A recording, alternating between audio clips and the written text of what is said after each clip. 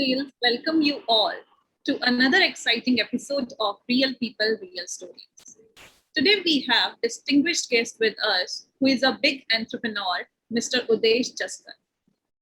Mr. Udesh Chaskar currently serving the Regional Director of World Startup Festival, a global venture builder based in California.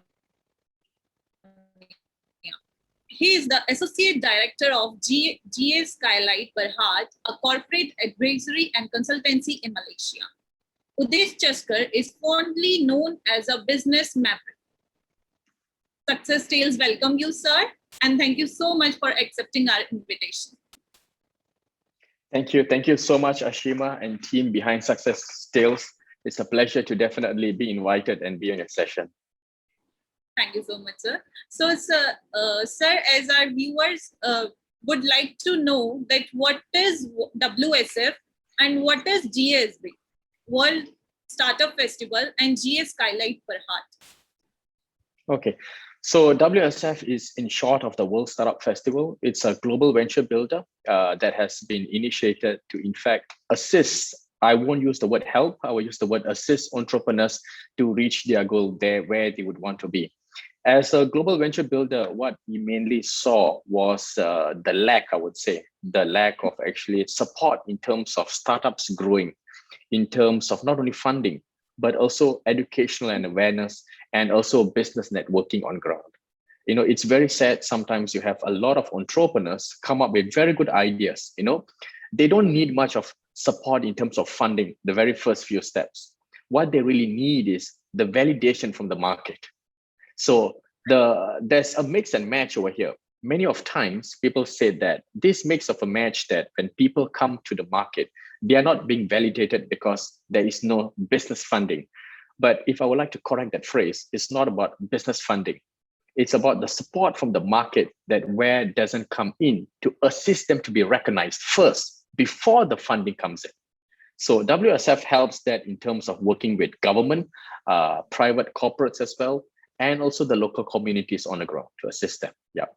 On the other hand, if you're looking at GASB, that's in short of GA Skylight Berhad, it's a corporate entity whereby that we do strictly just funding of businesses in terms of actually towards growth and expansion. So it's not much of seed funding. It's not much of actually angel investors, but it's more to corporate investments when we come in and we see how to expand. That means in terms of scaling up, that is the term where we go in. That is GASB, in fact. Yep. Okay, sir. So, sir, you are the consultancy founder and CEO of Osiris International. So, what services are offered by Osiris International, and who is your target audience? Osiris International, wow, that's definitely, it has been running very, very long. So Osiris International really focused on the youth market. I would really look at the youth market and looking at the children or which is really growing up in ages, because most of the time I was born and raised in Malaysia. I grew up in many other countries as well. And of course, looking towards to where children growing up, especially in Asia, you're looking at Asian is so much more diversified. Sometimes you get to have a good culture between both. But whenever you go to countries like, for example, they always compare the East and the West. That's a mix whereby that you literally get lost the moment you go out and you meet friends and you start staying home and you're staying out. To me, when I started Osiris back then, I did realize that there is a disconnect of actually children towards to their peers out from where they come from. If I like to put it in simple words, every child growing has the same capabilities as a sponge being able to absorb water. But what is going to be different is that a sponge that is already wet will absorb water even more compared to a dry sponge, which is totally brand new. So the children coming out of the cities, okay, on the rural areas, they are the dry sponge. They needed a little more engagement before they are able to actually assist, get up and grow. But the problem is when they come to the cities, when they want to expand their network and everything, it's all stopped because of the stereotypes from the city, which does not assist them.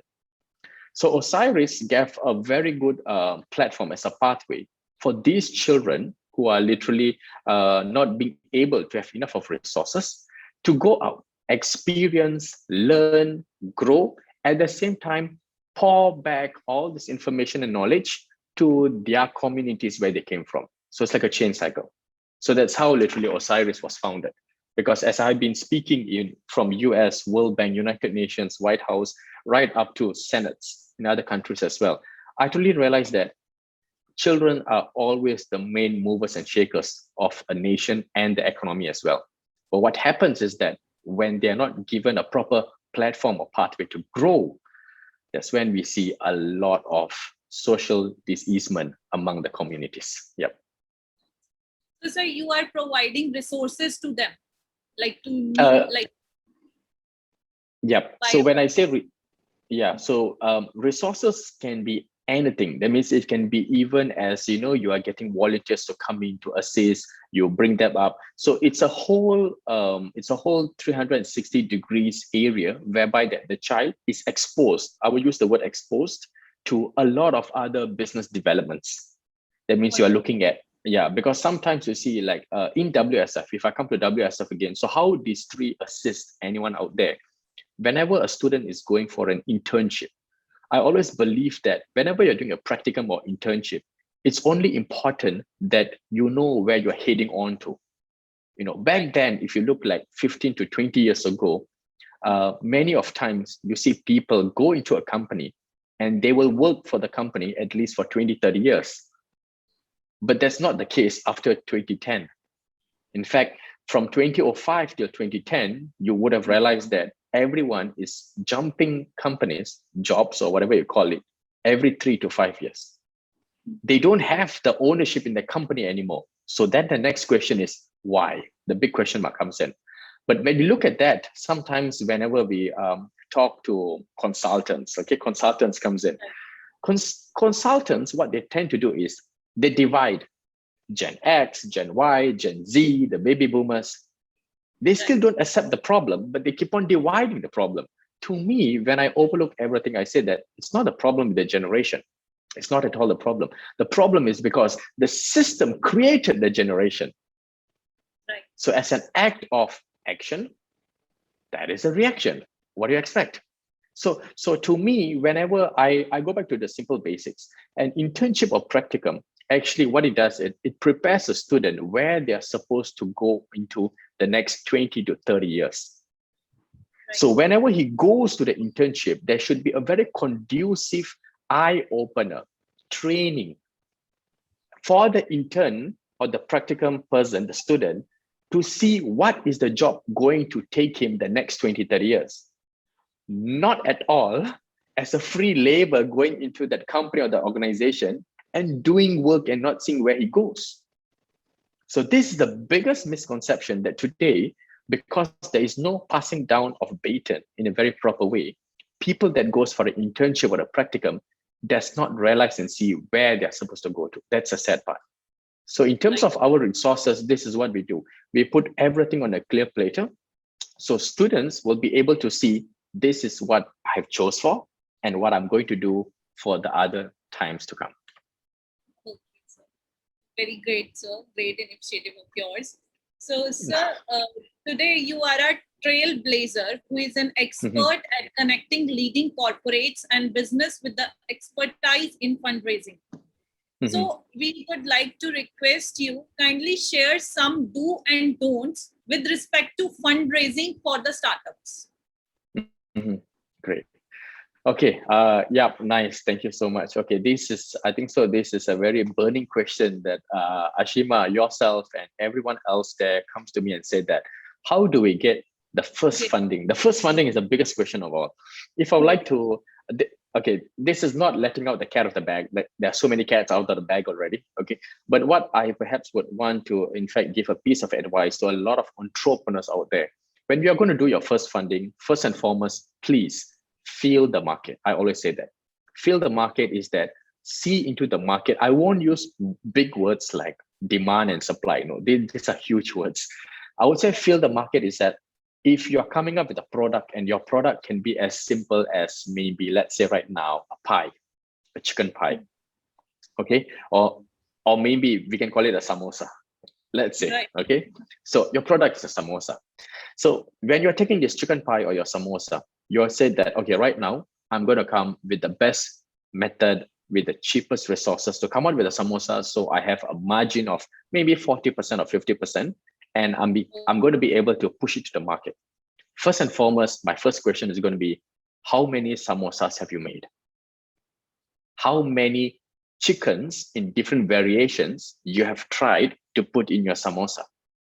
What is a percentage of chicken in each and every samosa to make sure that more than 50% fibers is going to give you a specific taste? More than 30% fibers is going to give a specific taste. So these are the things that you need to ask first before the funding comes in, because I always tell people one very important question, like how I started back then, many, many years ago. The funding will come the moment people start to accept your idea and they are happy to receive your idea. That is when the trust builds in your company, in your product, and they put money in there for you. Investors, on the other hand, they always look for market validation, the word that I said just now. The market validation that you need, it is not by surveys. It is not by forms. It's not by anything that the market is giving you.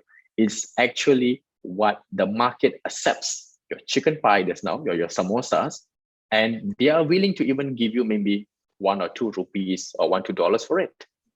Right. So as the point of an investor, when he looks into a company that is already doing the same business model, you have an MVP and your scalability is there. That is when literally he puts in his cash, because you have to know it's his hard-earned cash as well, to be able to see it scaling up, because nothing else is going to go wrong. But the problem is, most of the people say that I have a perfect idea. I have one and the only best chicken pie samosa. I need $1 million and I'm going to make it. Otherwise, I can't make it. That is the biggest block of every entrepreneur to date I've seen across every country. And over here, I would like to say that it's because of the mass media out there, such as names, I will say Google and Facebook, that has dominated the world for people to just think that it's okay to have papers, business model, to put it on investor decks, and get investors to fund me without anything I've done. So because of that media and publicity that these big corporates have put on the table, as you can just Google, you will see all these results over there. That is why people are going wrong. Because the actual entrepreneurs out there knows that none of this is going to matter as long as you have a small table by the 5-foot way and people just comes and gets your chicken pie from you. One fine day, immediately, you don't have to do a business deck as well. Someone will come to you and say that, you know what, can I join venture with you?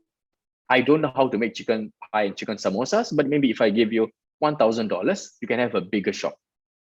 Right. That is the whole idea. Yeah.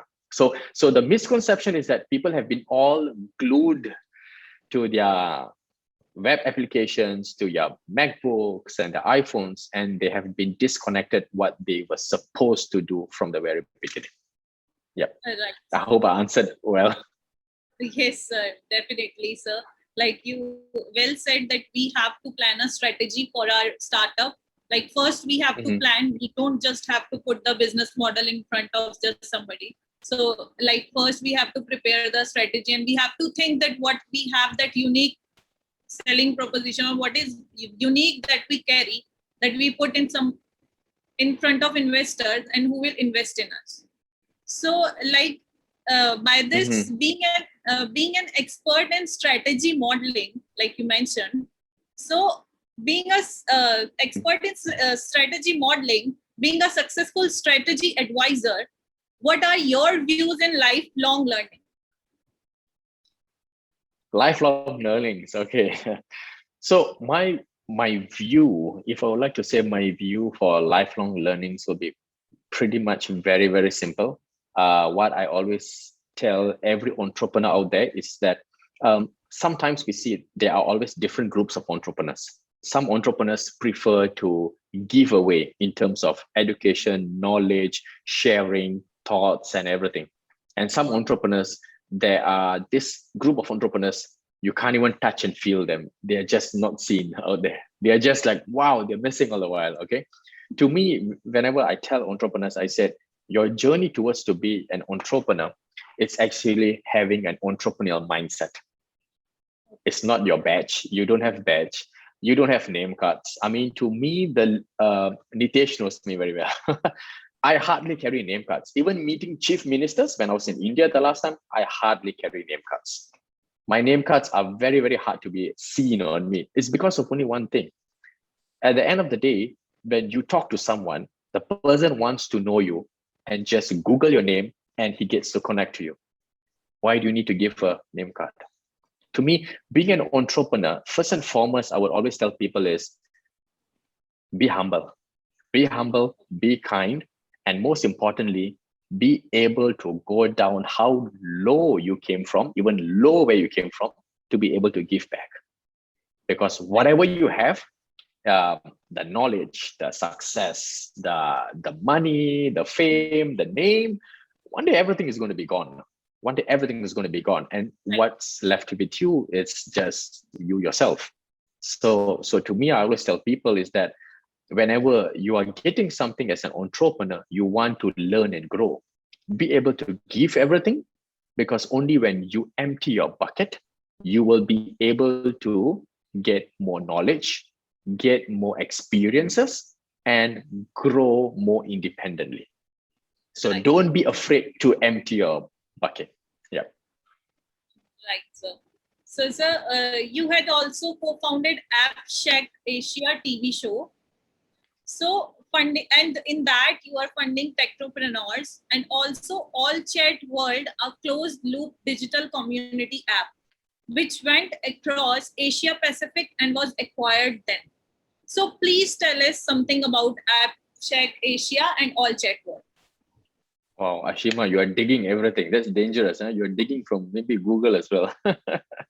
Okay, so yeah, I exited a few, I would say, companies or startups back then, which was very successful as well. Thankful, God willingly, everything went well with my team and everything.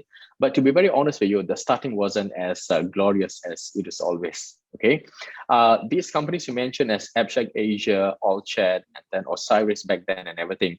The whole thing, like what I mentioned earlier, it was just implementation. I did not wait for investors to come in. I didn't wait to go just make beautiful investor decks and get cash. I didn't wait for literally go knocking on doors for soft loans. Not at all. What we really did is everyone chipped in as much as if they had cash, what are you looking for? If you had energy, experience, or even your sweat, whatever you're working on the daily work. So everyone came in to see that what is really needed by the market at that point of time. And moving on, what we did is we just corrected the model and kept on working on it day and night, day and night. So it's very simple. To be very frank with you, that's why I say when anyone comes up with, for example, a business idea, and then you come up to the word as a startup, that's a very catchy word, or being an entrepreneur. These are very catchy words that's always misinterpreted out there. But I always tell people is that it is your idea. If the person would want to know best, it's you yourself, you know. Right. And how you can make it even better for it to be ingrained in you is that you do it every single day. And you know, if you're working on something every single day, it's not even 100%, it's 1,000%. You will be perfect in it after perhaps 3 months, 6 months, 9 months, or 1 year.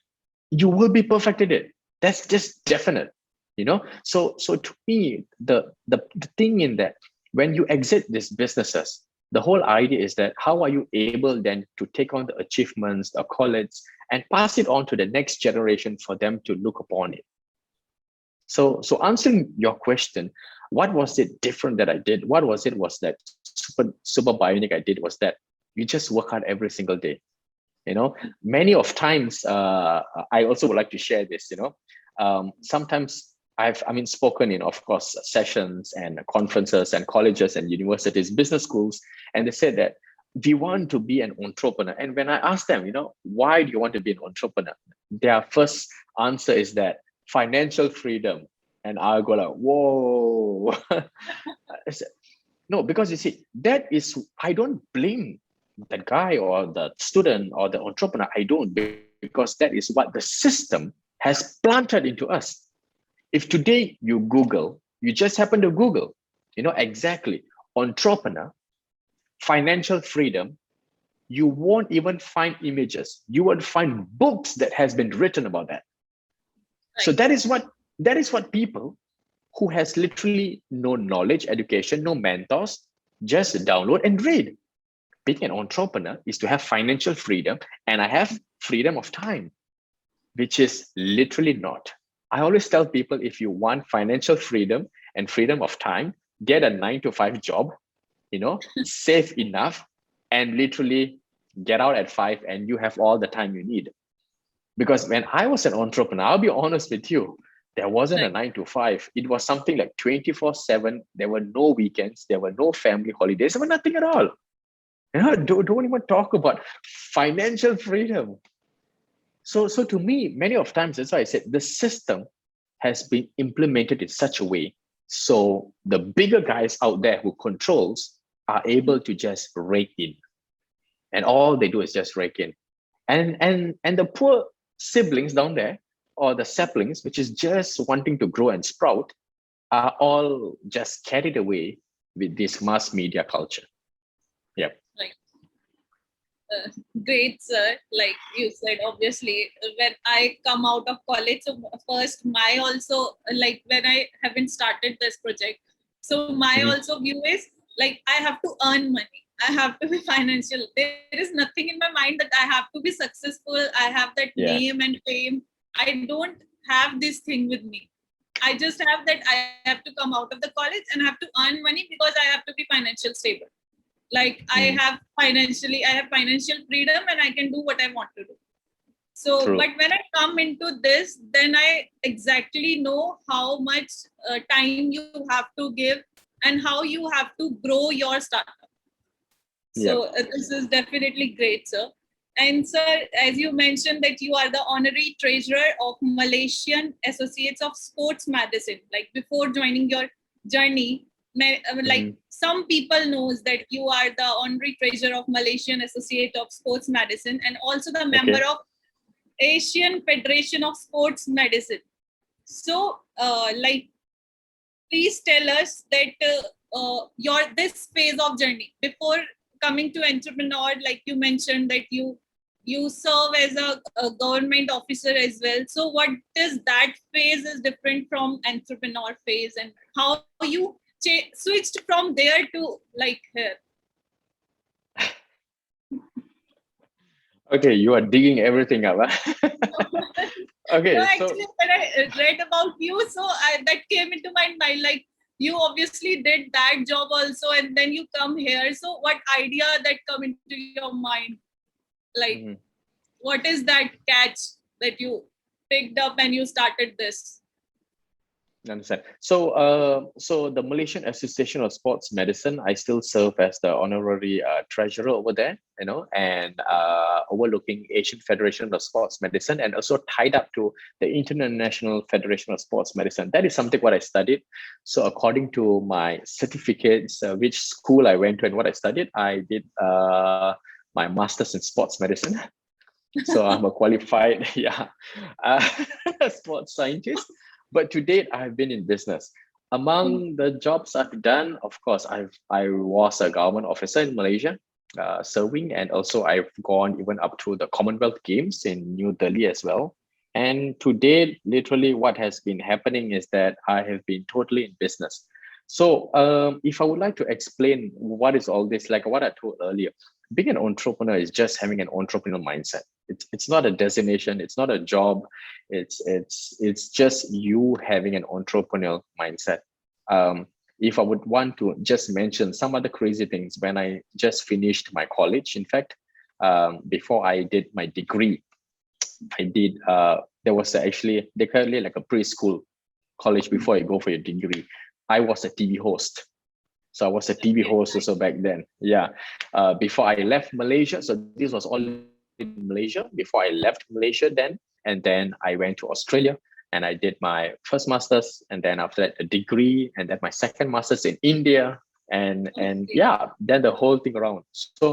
So to me, that's why I said perhaps when you look at a lot of people out there, they always want to be successful.